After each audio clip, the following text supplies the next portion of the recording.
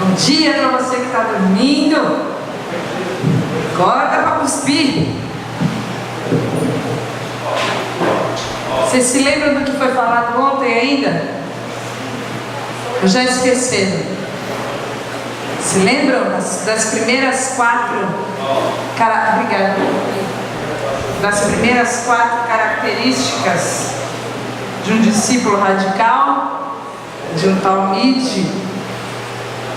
Se lembram? Ou não? Vamos esperar aqui o movimento. Inconformismo, semelhança com Jesus, maturidade e cuidado com a criação. E hoje nós vamos ver mais 4 e vamos concluir. E eu não sei se você já conseguiu se localizar. Você, quando ouviu essa palavra ontem pela manhã e à noite, você percebeu alguém conformado? O que é essa palavra conformado? Que está na mesma forma? Que está do mesmo jeito? Ou será que você está diferente? Você já é como um discípulo de Jesus, alguém que pensa fora do sistema, fora da caixa? Você percebeu na sua vida semelhanças com Jesus? Você é alguém que ama como Jesus, é humilde como Jesus, serve como Jesus? Você vê que você está compromissado com isso desde a sua raiz? Ou essa palavra é uma palavra que confronta a sua natureza de forma a levar você a uma tomada de atitude, de busca, um clamor para que Deus te torne alguém semelhante a Ele? Maduro espiritualmente, alguém que tem uma preocupação com a mordomia do universo que foi dada por nós. E hoje, na continuidade, nós vamos falar sobre simplicidade. E muito do que nós poderemos falar hoje foi adiantado para nós ontem, quando o Leandro falava de um dos impedimentos, uma das coisas que conspiram contra a nossa necessidade de nos mantermos separados. E uma dessas coisas, ele falou, você vai se lembrar, é o materialismo. Como o materialismo é uma mola propulsora que move a nossa sociedade, não é? Que move a humanidade. Tudo que a gente faz, tudo que a gente busca, tudo que a gente almeja, tudo que a gente sonha, tudo que a gente deseja, tem alguma coisa relacionada com ter. A gente tem que se esforçar um pouquinho para pensar em alguma coisa que a gente deseja ser, alguma coisa relacionada aos nossos valores, aos nossos princípios. Na nossa lista de prioridades começa o ter, porque nós estamos vivendo nessa roda viva.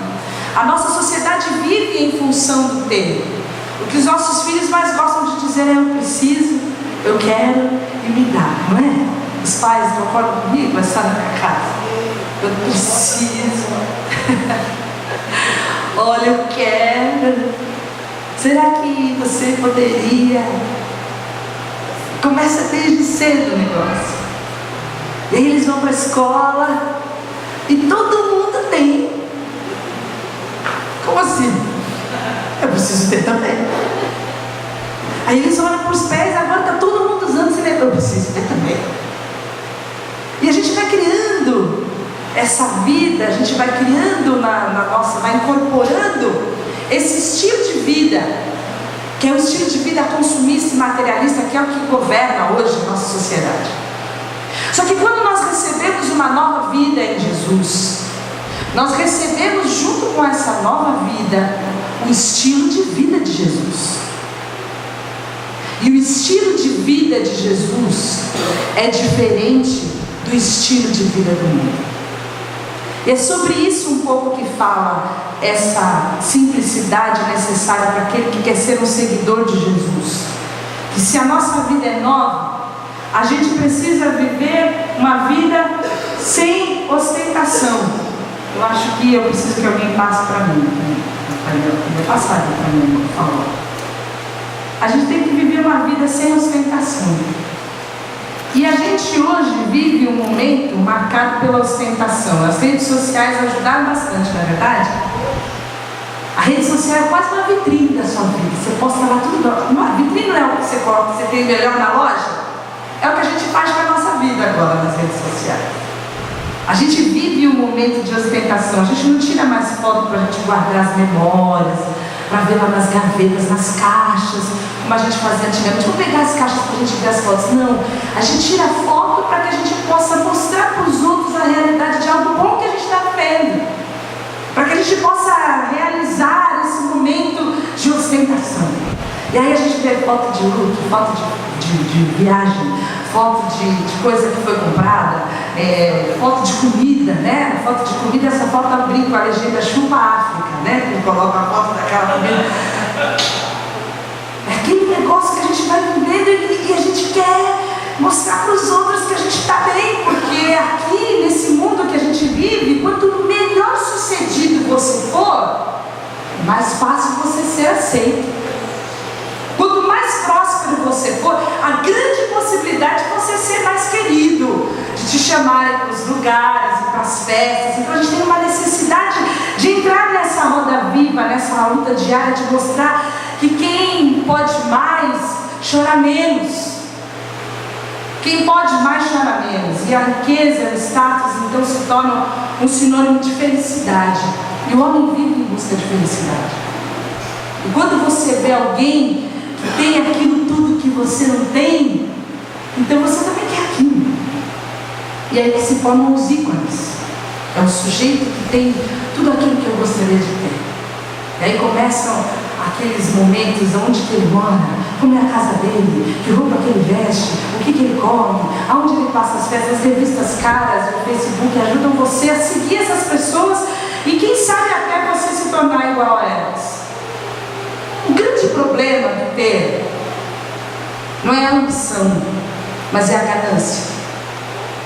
É quando você sacrifica tudo e você vive para que a qualquer custo você consiga aquilo que você deseja. E as pessoas sacrificam a família, as pessoas sacrificam os seus valores, as pessoas sacrificam os seus princípios, as pessoas têm sacrificado a sua saúde, vocês sabem disso. As pessoas workaholics são cada vez mais doentes, mais estressadas, depois caem em profundas depressões, isso tudo por causa do ter, por causa do angariar, por causa do amealhar, e por mais que se tenha, nunca é suficiente. Eu sempre me lembro de uma parábola que Jesus contou, que parece uma resenha da nossa sociedade, sobre o rico insensato. O sujeito que tinha uma plantação, ele tinha uma fazenda, ele tinha muita grana, e de repente ele teve uma produção maior do que esperava, um negócio fora de série que não cabia nos celeiros dele. O que ele fez? Vou dividir com as fazendas vizinhas, então? Não, eu vou derrubar o meu celeiro e vou construir um celeiro maior, que é tudo meu. Aí depois eu vou descansar, depois eu vou comer, depois eu vou beber, eu posso relaxar. E aí então depois que eu aumentar os meus celeiros, eu vou curtir a vida. E aí a grande frase vem quando a palavra fala louco. Essa noite pedirão a tua alma. Deus fala para ele: o que você tem preparado vai ficar para quem? Você está perdendo a sua alma. O que você tem preparado vai ficar para quem? Nós, quando nos dizemos discípulos de Jesus, precisamos ter um estilo diferente de vida do que o mundo tem. E esse estilo de vida, deixa eu ver se já pega, não, tem que passar, é a simplicidade. A simplicidade é antagônica à ostentação. Jesus nos convida para nós sermos como Ele é. Não é isso? É tão difícil a gente entender isso, que Jesus nos chama para nós sermos como Ele é. Nós lemos alguns textos sobre nós estarmos contentes. Você se lembra dos textos que nós lemos ontem? Estarmos contentes em toda e qualquer situação, que o Leandro falou de manhã. A gente entendeu a saciedade, a necessidade que nós temos de estarmos felizes com a porção que Deus nos dá. Isso não nos impede de avançar, isso não nos impede de conquistar, de ir adiante, de buscar melhores posições, maiores recursos. Isso não nos impede da gente ter o que a gente pode de melhor, mas isso nos ajuda a manter-nos nos trilhos, a ver o que está em jogo. O que nós estamos sacrificando em busca do ter? Se nós já entramos na roda viva do materialismo, ou se mesmo tendo e conquistando, nós conseguimos manter a nossa simplicidade. E mesmo estando com os nossos celeiros cheios, nós podemos dizer que somos iguais a Jesus. Essa é a grande questão. Porque nós estamos num país que está estragado por causa da ganância. Nós vivemos num país onde o ter é levado a ferro e fogo e a qualquer custo. E o atalho que as nossas autoridades políticas conhecem é a corrupção. Não é verdade? Por que tanta corrupção? Porque eles querem ter poder, querem ter mais, querem abocanhar um pouco desse dinheiro que está indo para os cofres públicos. Na verdade, a corrupção começa aqui embaixo. Ela começa com o síndico do prédio, com o diretor da associação. Ela começa em todos os níveis da nossa sociedade, porque a gente quer ganhar. A gente é do brasileiro, é do tipo de quanto é que eu levo nessa. Se eu puder ficar com uma parte do troco, o problema é o caixa, que não fez o trabalho dele direito. Há uma necessidade nossa de termos uma nova visão. E aí é que Deus nos chama para nós sermos radicais. Seguir a Jesus é ter um novo estilo de vida. E esse estilo de vida, ele vem de um compromisso lá da raiz. Muda as nossas bases da nossa vida de vermos o mundo. Como nós lidamos com aquilo que nós entendemos ser o ter, o material das nossas vidas. E assim nós vemos que Deus às vezes nos dá para que ninguém tenha falta, como era na igreja primitiva. Ninguém tinha falta de nada, eles dividiam o que eles tinham e ninguém tinha falta de nada. E nós, para entendermos e buscarmos a Jesus, nós precisamos entender que Jesus veio de uma forma simples. Você quer ser igual a Jesus? Olha para Jesus. Jesus nasceu numa família simples. Jesus nasceu num cenário político extremamente delicado, onde os seus pais tiveram que ir e sair em viagem, e por causa disso ele nasceu em estrebaria. Você imagina isso? O rei do universo se deitando onde come um cavalo. Ele veio de forma simples. Na hora dele ser oferecido, ser apresentado, seus pais ofereceram uma oferta pobre. Não tinha um cordeirão bonitão, não. Eles levaram, foi 2 rolinhas mesmo. E a gente viu que ele, em 30 anos de trabalho, não conseguiu a casa própria, gente. Ele virou para os seus discípulos e falou: olha, vocês querem vir comigo? Pode vir. Mas eu não tenho onde reclinar a cabeça. Então ele não era um carpinteiro muito bem sucedido. Concorda comigo ou não? E aí no ápice, aquele momento histórico, onde realmente ele foi reconhecido como aquele que veio em nome do Senhor, onde todos em Jerusalém clamavam: Hosana, Hosana, Hosana. Como ele escolhe chegar, gente? Num jumento, ao invés de um cavalo branco. Seria a mesma coisa que ele entrar num Fusca ao invés de entrar numa Ferrari. Ele escolheu um jumento para ser ovacionado como aquele que veio Messias em nome do Senhor. Ele viveu uma vida simples. Ele podia ter tudo do bom e do melhor, porque de fato ele é o rei do universo, de todas as coisas. Mas ele escolheu deixar para nós um legado de simplicidade. E se nós queremos estar sujos das poeiras de Jesus, dos pés de Jesus, nós precisamos seguir os seus caminhos. E aí a gente vai ter que fazer uma conversão, porque nós estamos vivendo num momento de muita ostentação, e a gente precisa se livrar da ostentação. A gente precisa entender que a gente se tem é para a gente poder dar, dividir, se importar, a gente poder olhar para o outro. E tem um versículo que eu queria ler com vocês sobre isso, que é de Filipenses 2, 4 a 8, que diz o seguinte: não atente cada um para o que é propriamente seu. Nós já lemos esse versículo juntos ontem. Mas cada qual também para o que é dos outros. Não é para invejar o dos outros. Vamos ler o texto. De sorte que haja em vós o mesmo sentimento que houve também em Cristo Jesus, igual a Deus, mas esvaziou-se a si mesmo, tomando a forma de servo, fazendo-se semelhante aos homens, e achado na forma de homem, humilhou-se a si mesmo, sendo obediente até a morte e morte de cruz. E Paulo fala: o sentimento de vocês tem que ser o sentimento que houve em Cristo Jesus, que sendo Deus, escolheu ser servo, que sendo Deus, escolheu servir, que sendo Deus, escolheu ser humilde. Esse é o sentido da simplicidade.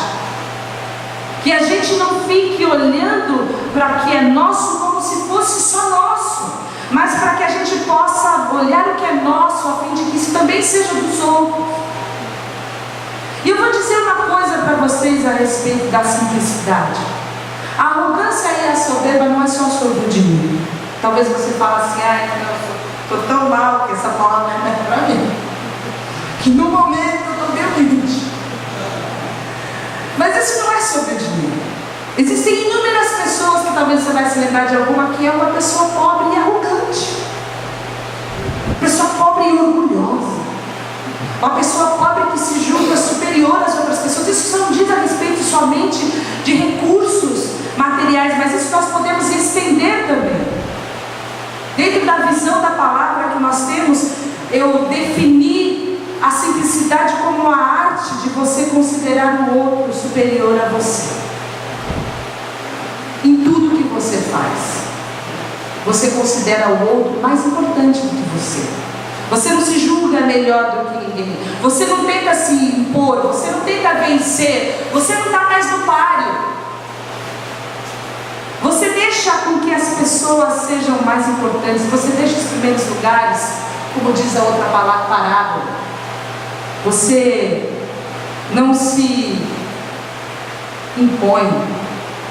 E a gente vê muita gente que se orgulha só por ser diferente, se orgulha por ser inteligente, se acha melhor do que os outros porque é bem relacionado, se acha melhor que os outros porque tem determinados dotes, determinadas habilidades, talentos e dons que os outros não têm. E isso também é algo que precisa ser quebrado para aquele que é um discípulo de Jesus. Aquele que é um discípulo de Jesus não se orgulha. Ele sabe dizer como Paulo: olha, eu não tenho nada que me orgulhar senão na cruz de Cristo. Eu sou o que sou pela graça de Deus. É só pela graça de Deus. Não tem bem nenhum em mim. Não tem nada em mim que eu possa me orgulhar. E tudo que nós fazemos, e todo o movimento da ostentação, irmãos, tem o sentido de gerar inveja nos outros. Sejamos sinceros. Vamos tirar a tinta cor-de-rosa. Você quer gerar inveja nos outros, mas a inveja é antagônica do amor. É o pior modo de alguém se aproximar de você quando alguém te inveja.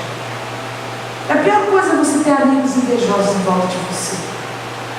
Isso não é uma coisa de Deus. Nós não devemos gerar isso. Deus quer nos revelar um outro estilo de vida. E o estilo de vida do discípulo radical é o da simplicidade, onde você tem e você divide o que você tem. Onde porque você tem, não é mais eu tenho e você não tem, é porque eu tenho agora você também tem. Nós temos. Nós temos. Porque tudo vem de Deus. Porque Deus é o provedor de todas as coisas. Se você tem um talento, faça um discípulo. Divida, compartilhe. Multiplique esse talento. Se você tem recursos de vida, multiplique esses recursos, para que você possa ser chamado um discípulo de Jesus. Aceite esse novo estilo de vida. A segunda característica é o equilíbrio. E tem uma história que o John Stott conta sobre Eduardo VIII, que era um rei que, ao ser questionado a respeito da sua educação e seu breve reinado e a sua abdicação, ele disse: o meu pai, o rei Jorge V, foi um rígido disciplinador. Ele tinha um pai que disciplinou, que era rígido. E quando eu fazia algo errado, ele às vezes me advertia dizendo: meu querido menino, você deve sempre se lembrar de quem é. Se ele apenas se lembrasse que ele era um príncipe destinado ao trono na visão do pai dele, na visão do rei Jorge V, ele seria alguém que se comportaria de uma maneira adequada. E John Stott fala que a grande pergunta para nós é: quem nós somos? Você sabe quem você é? Você sabe o que Deus diz a respeito de você? Você sabe o que a palavra de Deus diz a respeito de você? E aí nós vamos ter 6 metáforas usadas em 1 Pedro 2, que vão ajudar a gente a saber quem a gente é. E a primeira delas é um bebê. 1 Pedro 2, 1 e 2 fala o seguinte: livrem-se, pois, de toda maldade, de todo engano, hipocrisia, inveja, de toda maledicência. Como crianças recém-nascidas, desejem de coração o leite espiritual puro, para que por meio dele cresçam para a salvação. E Pedro fala para os seus leitores que eles são bebês porque eles nasceram de novo. Eles receberam uma nova vida. Essa nova vida de Cristo, essa mudança profunda, radical, interior, que acontece pela ação do Espírito Santo em nós, quando nos convence do pecado, da justiça e do juízo, e nós nos arrependemos e não conseguimos mais ser iguais.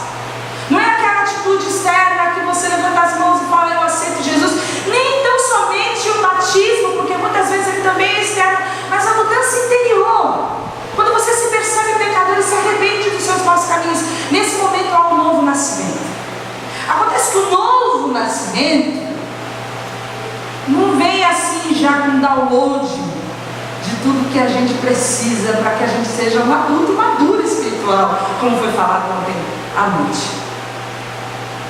Infelizmente nós nascemos no reino meninos, nenenzinhos, recém-nascidos. E as mães vão se lembrar quantos cuidados e quanta fragilidade há no recém-nascido. Você fica contando os dias para que ele possa ficar mais firminho, você ter mais tranquilidade. E esse entendimento em caráter cristão, maduro, nós só vamos conseguir a partir do momento que a gente começa a crescer. E quando o Leandro falava ontem sobre maturidade, nós entendemos que nós precisamos medir o nosso crescimento. A gente tem facilidade de medir o crescimento do outro, né? O cara tem 10 anos de igreja, continua vivendo a mesma vida.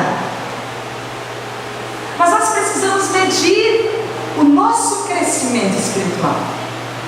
E aí a gente pensa assim: como é que eu posso medir o meu crescimento espiritual? Pela minha assiduidade nos cultos, eu posso medir pela leitura da palavra, se eu faço corretamente, eu posso medir pela quantidade de orações que eu faço. Como é que eu vou medir?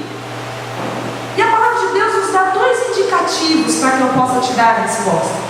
O primeiro deles está aqui, fala: livrem-se de toda maldade, engano, hipocrisia, inveja e toda espécie de maledicência. Isso é carnalidade. A carnalidade é que nos torna pessoas infantis espiritualmente. Em outro texto que Paulo também fala em 1 Coríntios, ele fala: eu, irmãos, não vos pude falar como a espirituais, mas como a carnais, como a meninos. Com leite eu vos criei, não com carne, porque ainda não podíeis, nem tampouco agora ainda podeis, porque ainda sois carnais, pois havendo entre vós invejas, contendas, dissensões. Não sois porventura carnais e não andais segundo os homens? Vocês são bebês, vocês são carnais, vocês estão cheios de contenda, de maledicência, vocês estão cheios de dissensões entre vocês, vocês estão cheios de maldade, vocês estão enganando as outras pessoas, e também estão cheios de conceitos enganosos dentro do coração de vocês. Vocês são carnais. Nós podemos medir a nossa estatura de varão perfeito, se nós estamos crescendo ou não espiritualmente, com a quantidade de carnalidade que ainda se revela no nosso dia a dia. Porque de nada adianta eu ficar lendo a Bíblia, lendo a Bíblia, lendo a Bíblia, se eu não conseguir aplicar isso na minha vida. Se eu continuar sendo uma pessoa que fala mal do outro, como diz Paulo. Isso nos torna infantis. Bebês. É coisa básica. É rudimento, diz o outro versículo, o escritor de Hebreus fala: vocês já deviam ser mestres. Vocês acham que vocês são mestres porque vocês estão sentados aí há 10 anos? Não são mestres. Vocês deveriam ser mestres, mas vocês estão precisando de que eu ensine para vocês o beabazinho, que eu dê para vocês o leitinho. Por quê? Porque vocês não estão comendo o sólido mantimento. Não é pelo tempo, não é pelo lapso temporal, é pela maturidade de nós livrarmos da carnalidade. Se você tem dúvida, depois você pode se aprofundar em Gálatas 5, para saber quais são as obras da carne, se questionar: será que eu já cresci? Será que eu já cresci? O quanto é que eu ainda preciso crescer? Porque nós somos bebês. Nós somos bebês nascidos espiritualmente. Isso fala de nós termos também uma identidade. Por mais que você tenha, que você gere 2 gêmeos, cada um vai ter uma identidade, cada um vai ter uma personalidade, cada um vai ter um jeito de ser, cada um vai ter uma digital, cada um vai ter um sentimento, cada um vai ter uma reação. E assim como os bebês, nós também, enquanto pessoas recém-nascidas, nascidos e crescidos, temos identidade. Essa é a primeira característica. Nós somos de novo nascidos. A segunda característica é que nós somos pedras.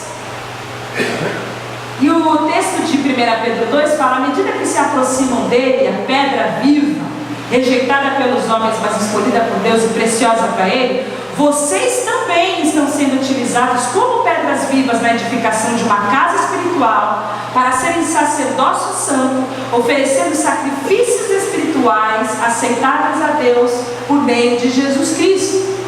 E a gente então sai da esfera da biologia, dos nenéns, da genética, e entra no mundo dos arquitetos e dos engenheiros. E Pedro fala: olha, vocês são como tijolos, vocês também são como pedras, que fazem parte de uma casa espiritual. Isso fala da nossa coletividade, fala da nossa comunhão. E a Luciene falava agora de manhã sobre essa coisa gloriosa que é de nós sermos um só, apesar de sermos tão diferentes, de Deus ter nos unido, de Deus nos termos feito um. E apesar de nós sermos indivíduos e discípulos, carregamos também dentro das nossas características o fato de nós sermos pedras, tijolos, de nós fazermos parte de um todo. E quando que nós fazemos parte desse todo? A palavra fala quando nós nos aproximamos dele. À medida que a distância entre nós e o Senhor vai diminuindo, que a nossa intimidade vai aumentando, nós vamos nos inserindo e nos tornando aproximados uns dos outros também. A terceira característica é que nós somos sacerdotes, nós somos bebês, nós temos uma individualidade, uma identidade, nós precisamos crescer, nós somos pedras, nós somos parte de um todo. As pedras os tijolos estão ligados um no outro com a argamassa, de forma que se você quiser tirar um aqui, você não consegue. E vai fazer uma falta. Você não consegue arrancar ele aqui. Mas nós também somos sacerdotes. E o texto fala: vocês são geração eleita e sacerdócio real. E você fala: eu não entendi nada, porque é sacerdote. E sacerdote no Antigo Testamento tinha basicamente dois privilégios. Um deles era desfrutar do acesso a Deus, e o outro era oferecer sacrifício. Por que desfrutar do acesso a Deus? Porque só ele poderia se apresentar diante de Deus. O sumo sacerdote, uma vez por ano, podia se apresentar diante de Deus. Só ele tinha acesso. Só ele poderia ter contato com Deus. E havia uma pena que prescrevia, uma lei que prescrevia a pena de morte para qualquer intruso que se aproximasse do Santo dos Santos. Ou seja, o acesso era negado. O acesso a Deus era negado. E só ele também tinha o privilégio de oferecer os sacrifícios, a permissão para matar os animais, para cumprir o ritual, aspergir o sangue. E após o sacrifício, quando subia aquela fumaça do sacrifício, um pouco parecida com aquele cheiro de churrasco que teve ontem, depois do culto, um pouco parecido com aquele cheiro bom, quando essa fumaça subia, aquilo era recebido diante de Deus como adoração, e os pecados do povo então eram perdoados.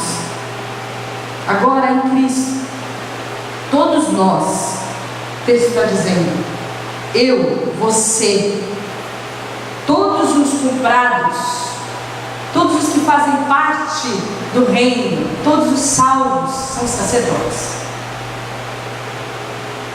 Nós podemos entrar e habitar e viver na presença de Deus, e orar em qualquer lugar, em qualquer momento. Ele nos ouve. Isso é glorioso. As pessoas do Antigo Testamento jamais tiveram esse privilégio que nós temos por causa de Jesus Cristo. A qualquer momento você pode orar sabendo que Ele te ouve, que você está no Santo dos Santos. O seu coração, a sua vida é o Santo dos Santos, o lugar onde Ele está e Ele se manifesta. Você se tornou o templo, o lugar da manifestação do poder de Deus. E além disso, nós podemos com a nossa vida em adoração oferecer a Deus sacrifício.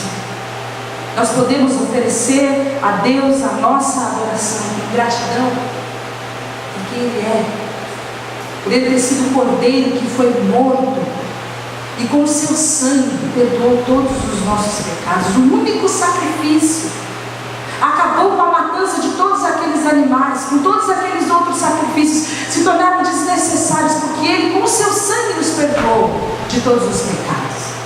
Isso diz respeito da nossa responsabilidade em sermos adoradores, em habitarmos e vivermos diante de Deus, e o nosso coração ser esse local onde Deus está, onde Deus habita, onde Ele recebe louvor e adoração 24 horas, não só uma vez no ano, não só uma vez na semana, não só por 40 minutos uma vez na semana, quando você louva, mas o tempo inteiro.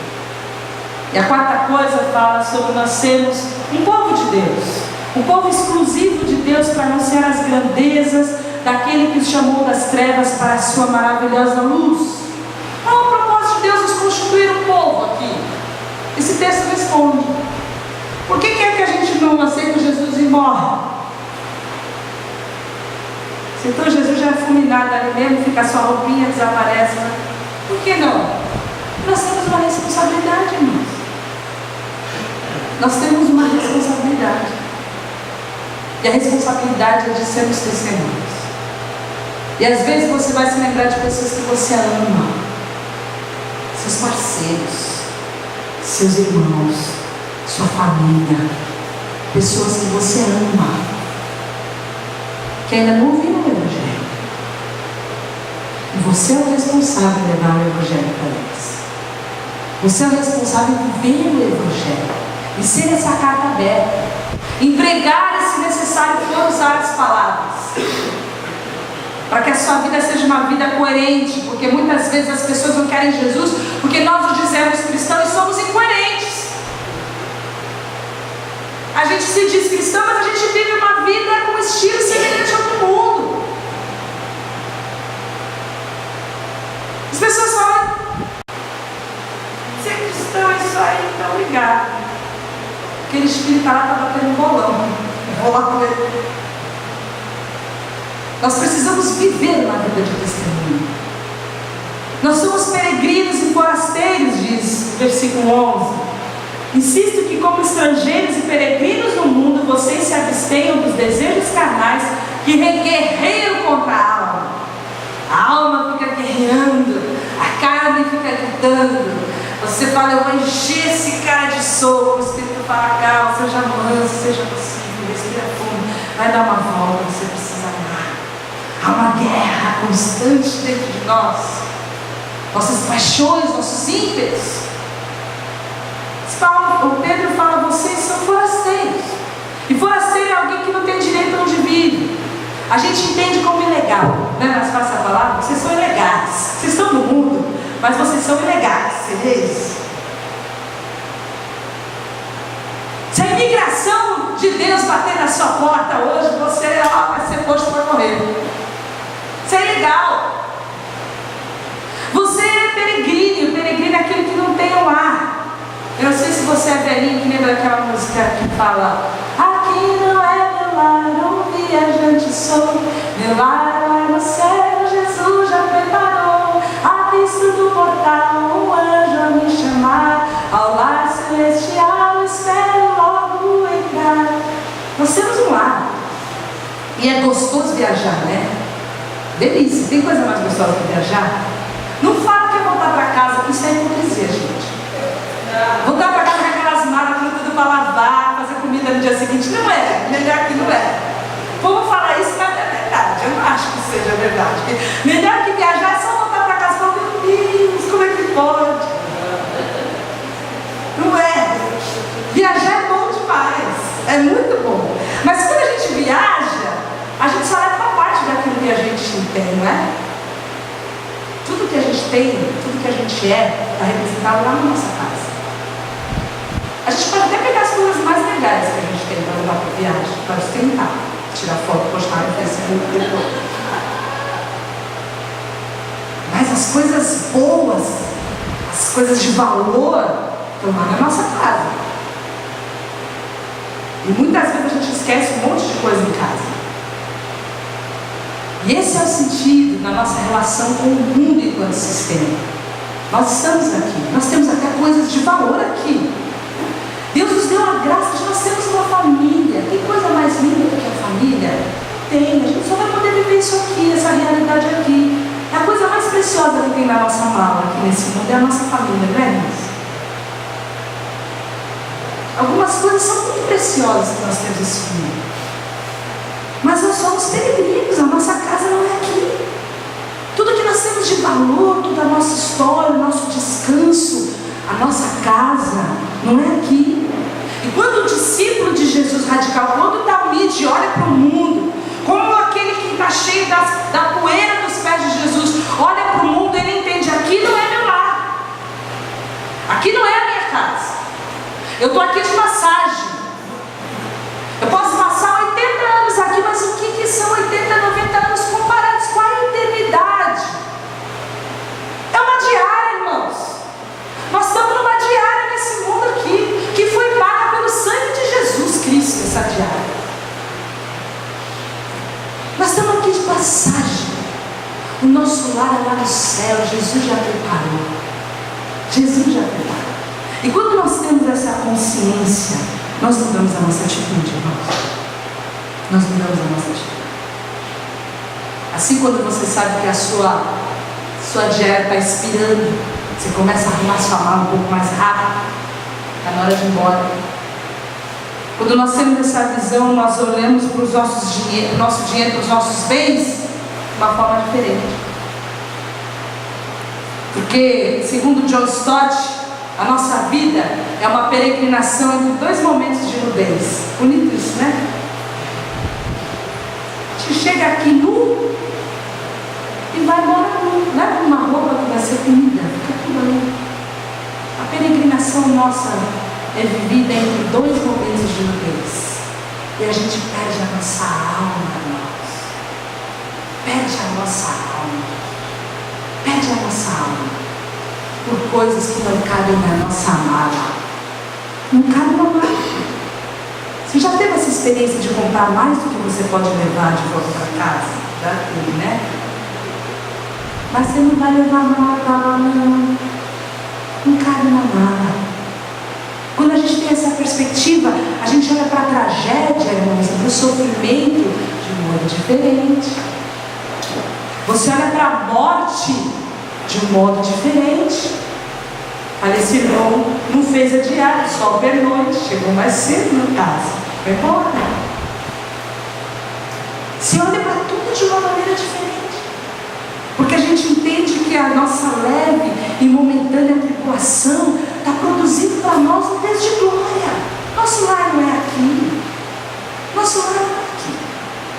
A gente olha para a tentação, para o pecado, para as paixões carnais, algo diferente, do tipo, eu não vou gastar o meu dinheiro com isso daqui, tem coisa mais valiosa para eu gastar, eu não vou gastar minha vida com isso aqui. Eu não vou perder a minha vida com o pecado, com a tentação. Aqui não é meu lar. Eu sou um viajante. Eu estou ilegal aqui. Quando a imigração do céu tocar minha campainha, eu vou embora, eu vou deixar todo mundo falando sozinho. Vocês vão chorar, eu vou estar rindo lá em cima do céu. Porque eu sei que aqui não é minha casa. A gente já nasce com uma única certeza de que a gente vai morrer. E a gente nunca está pronto. Porque a gente tem uma noção de eternidade, só que ela não é para ser vivida aqui. E última coisa, é que nós somos servos. E esse é um texto um pouco maior, mas que fala a respeito de cidadania. Presta atenção nesse texto, eu vou ler daqui. Vivam entre os pagãos, que são as pessoas que a gente conhece, no nosso dia a dia, na nossa vida, no nosso trabalho, na nossa escola, as pessoas da nossa vizinhança, do nosso condomínio, de maneira exemplar. Vivam de maneira exemplar, para que naquilo que eles os acusam de praticarem o mal, observem as boas obras que vocês praticam e glorifiquem a Deus no dia da sua intervenção, no dia que o Senhor vier. Eles possam glorificar a Deus por causa do Senhor. Por causa do Senhor, sujeitem-se a toda autoridade constituída entre os homens, seja o rei como autoridade suprema, seja os governantes como por ele enviados para punir os que praticam o mal e honrar os que praticam o bem, pois é da vontade de Deus que, praticando o bem, vocês silenciem a ignorância dos insensatos. Vivam como pessoas livres, mas não usam a liberdade como desculpa para fazer o mal. Vivam como servos de Deus. É isso que vocês são, servos de Deus. Tratem a todos, Pedro fala, com o devido respeito. Amem os irmãos, temam a Deus e honrem o rei. Amem os irmãos, temam a Deus e honrem o rei. E isso fala de cidadania. Nós precisamos nos relacionar com a polis, precisamos ter a nossa atividade política, a nossa atividade social, de forma a honrar a Deus, onde nós estamos. E às vezes os cristãos são os mais encrenqueiros, em todo lugar que eles vão, os que dão mais trabalho, os que mais são acusados e o que as pessoas têm mais razão de acusar mesmo. E Pedro fala, você é um discípulo radical, você tem que viver de uma maneira exemplar. Você tem que ser exemplo. Você tem uma responsabilidade. Você tem que renunciar à sua vontade. Você tem que viver dignamente, honrando ao Senhor nessa terra. E aqui nós temos algumas situações que agora nós vamos falar sobre o equilíbrio. E é muito rápido. A primeira delas é com relação ao bebezinho e a pedra. Assim como nós nascemos de uma família e temos uma identidade própria, assim como dois gêmeos, irmãos, podem ter a mesma cara, se confundem um com o outro, mas são pessoas completamente diferentes. Nós também, como discípulos de Jesus, nós não somos iguais. Por isso que a graça de Deus é multiforme. Mas há também uma responsabilidade, de, apesar de sermos discípulos individualmente, nós sermos uma família, sermos uma construção, sermos um conjunto, vivemos em comunhão, sermos essas pedras vivas, que cederam a sua individualidade a uma construção. Elas já não são mais tijolos, agora eles são uma parede. Você não tem mais como arrancar dali. E nós precisamos viver na igreja, irmãos, com essa ideia de que nós somos indivíduos, sim, temos RG, CPF, digital, endereço, qualificação perfeita. Mas nós também entendemos que, enquanto tijolos e pedras, nós não temos valor nenhum se nós estivermos agregados ao corpo. E aí está o equilíbrio. Apesar de termos sido salvos para sermos individualmente filhos de Deus, nós também fazemos parte de uma família. E todos aqueles que conhecem a Jesus precisam estar inseridos no corpo. Às vezes a gente vê pessoas que falam que confessam a Jesus como Senhor, mas não tem nenhuma vinculação com o corpo de Cristo. Não estão congregando em nenhum lugar, não se submetem a nenhuma autoridade espiritual, não tem nenhum relacionamento, não servem ao Senhor em nenhum lugar. Deve haver um equilíbrio. Deve haver um equilíbrio. Em segundo lugar, nós fomos chamados tanto para sermos adoradores, como para sermos testemunhas. São duas coisas equivalentes. A gente não pode se esconder só na adoração. E a gente também não pode testemunhar se a gente não vive uma vida de adoração, se a nossa vida não tem coerência. Deve haver um equilíbrio entre essas duas coisas. Nós, como sacerdotes, adoramos a Deus. Nós temos essa relação espiritual transcendente, fantástica, sobrenatural com Deus. Mas nós também precisamos ter um relacionamento no mundo. Nós precisamos testificar e testemunhar no mundo. Em terceiro lugar, nós fomos chamados tanto para a peregrinação como para a cidadania. Ao mesmo tempo que a gente não é daqui, que a gente está aqui só de passagem, Pedro fala: enquanto vocês estão aqui, gente, vocês são servos de Deus, honrem ao Senhor com a vida de vocês, sejam exemplares. Façam de modo a assumirem a sua responsabilidade no mundo, a fim de que Cristo seja glorificado. Nós somos tanto discípulos como o corpo de Cristo. Somos tanto adoradores como testemunhas. Nós somos tanto peregrinos como cristãos. E se a nossa vida é uma vida vivida em equilíbrio, nós podemos checar se nós estamos cientes da nossa identidade, para saber se, como o rei Jorge V falou, nós estamos vivendo de modo adequado. Será que a gente está vivendo de modo adequado? Será que a gente se percebe inserido dentro de um contexto onde a gente não pode ser arrancado? Será que você olha para esse mundo e você entende que você é um peregrino? Você tem essa visão que a palavra de Deus te traz? Ou você está arrancando, morrendo de medo de morrer e não sabe o que tem do outro lado do túnel? Não tem certeza das verdades que a palavra de Deus nos traz? Como tem sido a sua vida na pós? As pessoas falam o que a respeito de você, onde você trabalha? Com o seu trabalho, o que as pessoas falam de você lá? O que as pessoas falam de você no seu condomínio, no seu prédio? O que os seus amigos falam de você quando você não está na roda junto com eles? Será que você tem glorificado a Deus, tem sido testemunha e tem vivido uma vida de adoração? Essa é a palavra de Deus para nós. Simplicidade, sem ostentação, sem ter que provar nada para ninguém. Jesus nos libertou. Jesus nos libertou, somos livres do que os outros vão pensar de mim. A outra musiquinha fala disso, né? Não importa o que vão pensar de mim, eu quero deles. Pode? Tá. Sou livre, posso ser simples. Tá. E eu tenho equilíbrio na minha vida. Eu sei quem eu sou. Eu sei para que eu fui chamado. Eu quero que a minha vida seja um compromisso e uma resposta a esse chamado.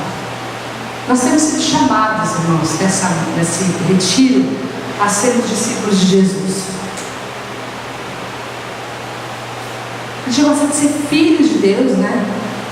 Porque a gente pensa sempre que o pai vai sempre passar a mão, tem aquela ideia equivocada de um pai que encobre os erros dos seus filhos. Mas ser discípulo, nossa, que assunto difícil esse. Gosto de desagradar. Mas esse é o nosso chamado. É sobre isso que a palavra de Deus fala. Nós podemos responder a esse chamado ou não.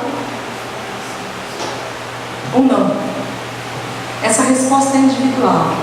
E vai ser dada à medida que você quiser aplicar cada uma dessas verdades. Sobre não se conformar com o mundo. sobre ser semelhante a Jesus, sobre ser uma pessoa madura espiritualmente, livre das paixões carnais, livre de toda a influência do mundo, livre da pressão maligna que te governa e te impulsiona a pecar. Alguém que cuida, que preserva a natureza, que tem um sentido de glorificar a Deus na polis, no mundo. Alguém que entende que a simplicidade é o estilo de vida de Jesus. E eu vou, nem que seja de jegue, mas eu vou. Alguém que tem uma vida equilibrada, que vive para a glória de Deus. É para isso que nós temos sido chamados. Vamos orar?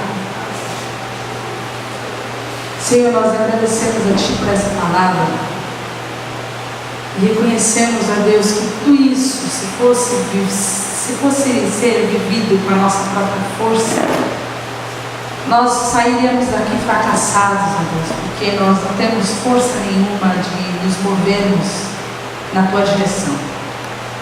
Mas nós temos o Espírito Santo que habita em nós, que é poderoso e realiza toda a obra necessária a fim de que nós sejamos semelhantes a Ti.